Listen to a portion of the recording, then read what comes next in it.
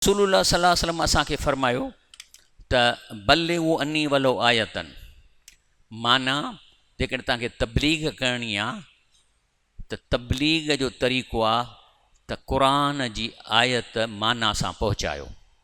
लेकिन हिते शर्त आहे त जंहिं ताईं पहुचायो था उन खे 100% यकीन हुजे त हीउ क़ुरान जी माना थो करे। जे इहो न कंदो हो ज़बानी चवंदो त माण्हू यकीन कोन कंदा, चवंदा अलाए कहिड़े फ़िरके जी ॻाल्हि थो करे। तंहिंजे करे हिकिड़ी आयत बि अचे थी, हाणे मां विचां खोलियो आहे न, तंहिंजे करे छा अलाह ताला फरमाए थो त अफ़ बे अज़ाबना यस्तअजिलून, चए थो त छा माण्हू एॾा बेपरवाह आहिनि जो चवनि था त अज़ाब मिले त मिले, मां चोरी कंदुसि, मां ज़ना कंदुसि, छा थो करे अलाह मूंखे कुझु कोन थो करे सघे। हाणे इहा हिकिड़ी आयत आहे न, सिर्फ़ु एतिरो खणी वञो, अदा हे ॾिसो क़ुर छा थो चए।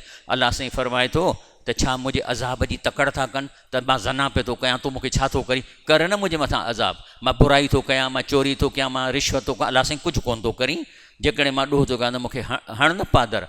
इहा हिकिड़ी आयत आहे न, इहा पहुचायो, पोइ जे ॿ अथव त ॿ पहुचायो, टे त टे पहुचायो।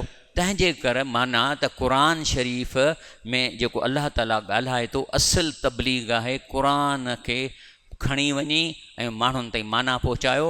6500 खां मथे हिन में आयतूं आहिनि ऐं हिननि जे लफ़्ज़ी माना में अलाह ताला मुकमल इंफॉर्मेशन ॾेई सघे थो, जंहिंजे लाइ तव्हां जन्नत में वञी सघो था, जहन्नम खां बची सघो था। हाणे मां कुझु बुज़ुर्गनि जूं तव्हां सफ़ियान सोरी छा थो चवे, चए थो काश कि मैं खुद को सिर्फ़ कुरान तक महदूद रखता। सफ़ियान सोरी वॾा किताब लिखिया आहिनि, लेकिन एंड ऑफ लाइफ में जेको हू नतीजो थो कढे, चए थो काश मां पाण खे सिर्फ़ु क़ुरान ताईं महदूद रखां हा। इब्न तैमिया मशहूरु आहे आलिम, तमामु वॾो पंहिंजे वक़्त सदीअ जो आलिम आहे, चए थो मैं इस बात पर शर्मिंदा हूँ कि मैंने कुरान के माना के अलावा और चीज़ों पर ज़्यादा वक़्त ज़ाया कर दिया। यानी मुंहिंजो खपे हा त आउं क़ुरान जी लफ़्ज़ी माना माण्हुनि ताईं पहुचायां हा। मां ॾाढो ॿिया किताब लिखी पंहिंजो वक़्तु ज़ाया कयो, मुंहिंजे लाइ बहितर हो त मां अवाम ताईं क़ुरान जी माना पहुचायां।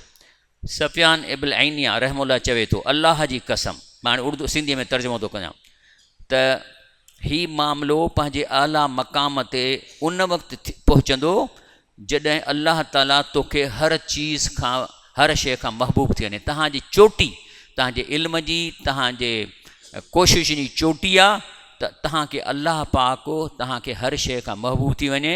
पोइ जंहिं क़ुरान सां मोहबत कई, उन अल्लाह सां मोहबत कई, सम्झो ऐं चए थो कन खोले ॿुधो त मां तव्हांखे छा थो सम्झाइणु चाहियां। माना जेकॾहिं तव्हां चओ था त तव्हांजे वॾे में वॾी ख़ूबी आहे त तव्हां अल्लाह सां मोहबत कयो, उहो तॾहिं थींदो जॾहिं हुनजे कलाम सां मोहबत कंदव त इहो अल्लाह सां मोहबत थींदी।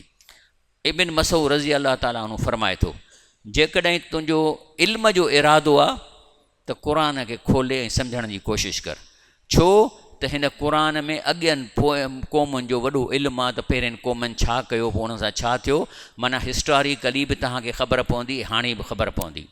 हज़रत अबू हुरैरा रज़ी अल्लाह फरमाए थो त बेशक जंहिं घर में क़ुरान पढ़िजे थो ऐं पंहिंजे रहण वारनि लाइ उहो कुशादो थी थो वञे, उन में ख़ैरु वधी थो वञे, उन में फ़रिश्ता अचनि था, शैतान निकिरी वञनि था। बेशक जंहिं घर में अल्लाह जे किताब मां कुझु नथो पढ़ियो वञे, उन में तंगी अची वञे थी ऐं उन में ख़ैरु घटिजी थो वञे, फ़रिश्ता निकिरी हलिया था वञनि ऐं शैतान घर में अचनि था, जंहिंजे करे घर में जहिड़ा वधी था वञनि। जंहिं घर में फॾो, जंहिं घर में फॾो ऐं हर वक़्तु तंज़ टोक ऐं रड़ियूं आहिनि, माना इन घर में क़ुरान कोन थो पढ़ियो वञे। तंहिंजे करे तव्हांजो कमु आहे त घर में क़ुरान पढ़ो, पर माना करे पढ़ो। इहे अरब त बिल्कुलु पढ़ंदा, पर असांजे लाइ, छो त माना जो छा मतिलबु आहे, माना जो मतिलबु आहे त मालूम कयो त अलाह मूंखे छा थो चवे। क़ुरान इन लाइ आयो आहे न त मूंखे अलाह छा थो चवे, हू त तव्हां सां ॻाल्हाए थो न। कलामुल्लाह जो मतिलबु आहे त अलाह तव्हां सां ॻाल्हाए थो। हज़रत आमश रहमुल्लाह चए थो त उहा शइ जंहिं मूंखे अलाह सां बुलंद कयो, जंहिंजे करे मूंखे अलाह बुलंद कयो, उहो क़ुरान आहे। माना मुंहिंजी इज़त, मुंहिंजी बुलंदी हिन क़ुरान जे करे हुई। ऐं माण्हुनि ताईं माना पहुचाई, ऐं क़ुरान जो दर्स ॾिनो, क़ुरान जी माना पहुचायमि, ॻोठनि में वञी खोले लफ़्ज़ी माना क़ुरान जी पहुचायमि। तफ़सीर आलमनि जो कमु आहे, इहे वॾा दर्जा आहिनि। असां एतिरा न आहियूं, असां त सिर्फ़ु क़ुरान जी माना पहुचाईंदासीं माण्हुनि खां। ऐं इहो शेख अल हिंद मौलाना महमूदुल हसन जॾहिं कारे पाणी मां मोटी आयो, उन बि इहो चयो, जेको मौलाना शफ़ी रहमतुल्लाह पंहिंजी किताब वहदतुल में लिखियो आहे। चई त मां हाणे क़ुरान में जेल जे तन्हानि में ग़ौर करे, हाणे मां पूरी बाक़ी ज़िंदगी अवाम नास में क़ुर जी लफ़्ज़ी माना पहुचाईंसि बसि ॿियो मां कुझु बि कोन कंदुसि